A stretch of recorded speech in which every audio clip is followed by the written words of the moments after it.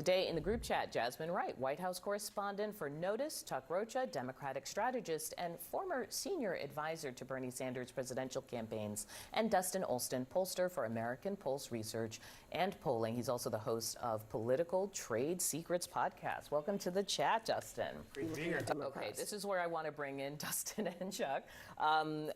Dustin first, just because polling. And this seems to be finally the issue where Trump did not have a political win. Right up until the last minute, he lobbied against this. And then you had Marjorie Taylor Greene, right, in front of the cameras taking the praise. What was different about this issue? Well, it's interesting you say that because he's also the one who started the whole process. He called for all the disclosure at the beginning of this term. And it's interesting how it's ended up where it's ended up. But ultimately, the American people, in polling over the summer, 72% of people said that they understood this issue.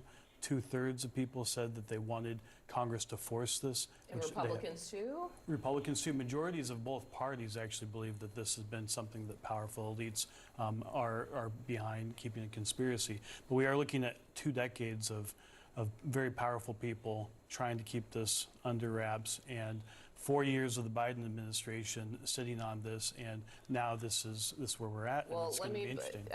The victims have also talked about the multiple administrations, but here's how the sitting president is responding to questions about this. He was asked, I think it was on Air Force One, I want to play for you how he responded. Mr. President, why wait for Congress to release the Epstein Files? Why not just do it now? You know, it's not the question that I mind, it's your attitude. I think you are a terrible reporter. It's the way you ask these questions. Yeah, Jennifer, go ahead. Incriminating in the files, Does it help that they're women and he's snapping at them? I don't think it does, but No, of course not. So this is what's going to happen with this. It's a big, complex issue.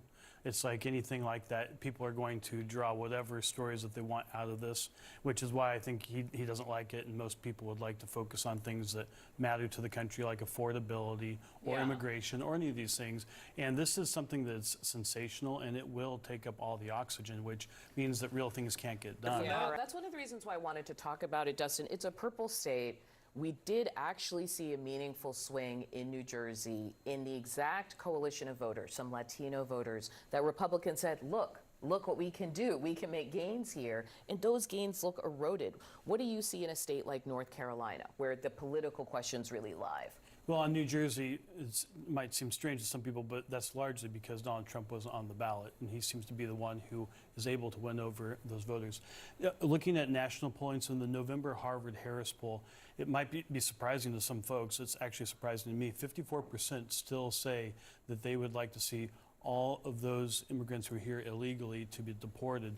Here illegally. Here illegally, so yes. When people are picked up who are legally here, do those images, social media, videos resonate? When I'm talking about, like, you see the media coverage, obviously it can inspire fear for folks, and I get that. But this has been the issue that ultimately, 2024, the economy, the lawfare, the assassination attempts, of course, had an impact on that election, but it largely turned on the immigration issue. And so you think you're still good? You don't see red flags yet?